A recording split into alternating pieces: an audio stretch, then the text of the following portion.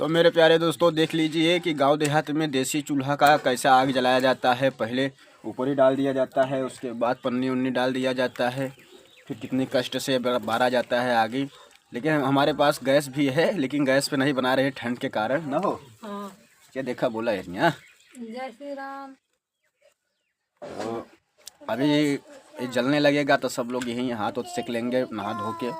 तो मेरे प्यारे दोस्तों आप लोग भी बताइए कि चूल्हा पे कैसा लगा आप लोग को, खाना भी चूल्हा पे कैसा लगता है, कमेंट करके ज़रूर बताएं। चूल्हा का खाना तो बहुत मस्त होता है, और आग भी मिल जाएगी, नहाने धोने के बाद सेको लोगे।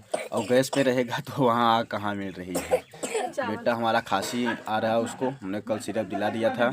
और देखो बेटा, अब क्या है, लड़के लोग हैं ना, बहुत लापरवाह करते हैं काम, ठीक है। तो फिर